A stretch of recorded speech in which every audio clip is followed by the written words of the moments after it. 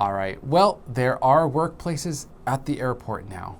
Now, these workplaces, at first, they were not sort of super popular. There were shared workspaces among, buildings around a city, mostly frequented by, people who wanted to network. There was also people who were like freelancers or, digital nomads were around. They just weren't as popular at the time. Or people kind of traveling, right, in different cities. So you did have these, but there just weren't a lot of them.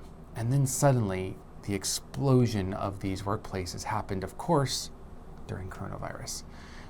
Suddenly, there was a need for people to work outside of the office, and these workspaces were small enough and separated enough that people were allowed to do it during the coronavirus, depending on where you were. And especially after the coronavirus, where businesses were wanting to reduce the cost of having office space bought or purchased in an actual building, they started to do this rent at workspaces around these sort of shared workplaces, right? So suddenly this has become just normal and common, much to the chagrin of some and much to the enjoyment of others, especially the people who have a bigger pocketbook because of it. However, there's a new kid in town trying to dip their toes in that pond of workspaces, and those kids are called airports. That was a weird way of putting it, but I'm sticking with it. Airports are now starting to open up their own workplaces. This has been quite common in America, apparently, but also, internationally, like in Singapore. And these places aren't drab. They're not shabby. Mm-hmm. They're not just quick, put up some walls and have people come into their cubicle.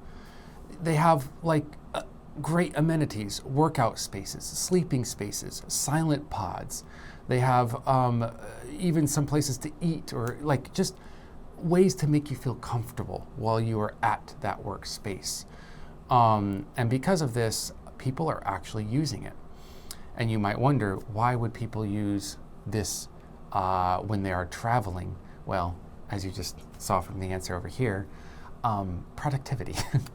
Productivity and possibly even networking, but definitely productivity.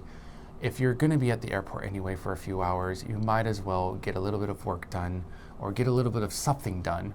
And these places are so nice to be at. Maybe people do it just for some rest and relaxation as well.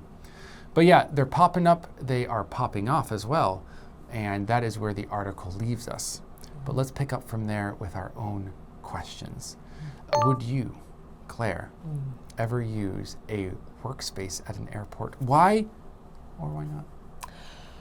If I had a really long layover and there was nothing I could do about it, I'd get frustrated, definitely, just sitting around the airport or just wandering around the shops. There's only so long I can do that for before I get frustrated and want to start using my time wisely. So if it was long enough and I really wanted to use my time wisely, then yeah. Because, here's my story, right? So I had a lot of work on my plate and I didn't want to do a lot of it when I was actually on vacation. So I had this great plan where, I'm going to spend 10 hours of great work, or maybe, 4 hours here, have a nap, watch a movie, then do some more work on the plane. I guess this is not at the airport, but the reality of being in a little seat, even though I was all prepared and I didn't need to use the internet, I was ready to go, I had it all downloaded, I just couldn't do it. I couldn't focus. There was one guy here, there was a lady here, and then there's people are moving around, and the atmosphere did not work.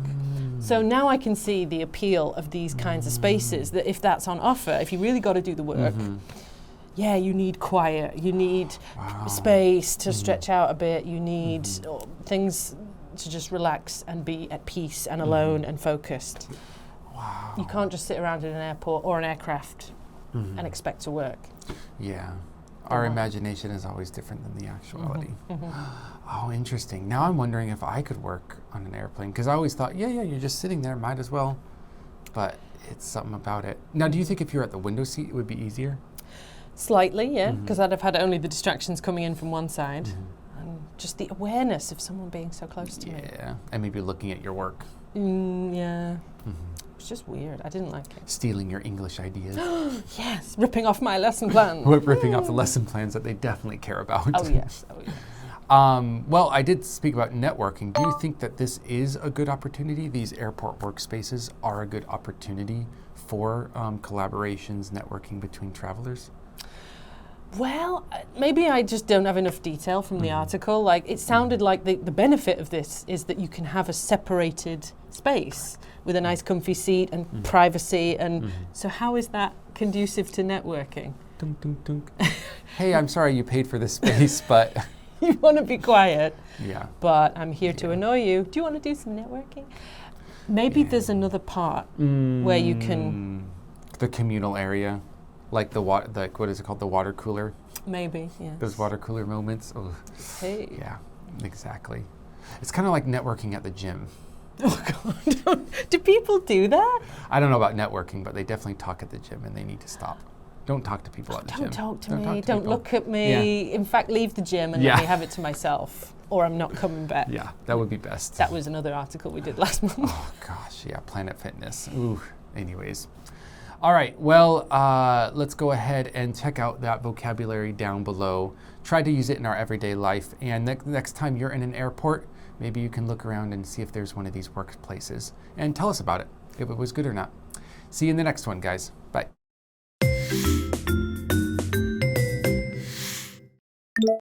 Communal. Communal. Drab. Drab. Ergonomic. Ergonomic. Layover. Layover. Transient. Transient.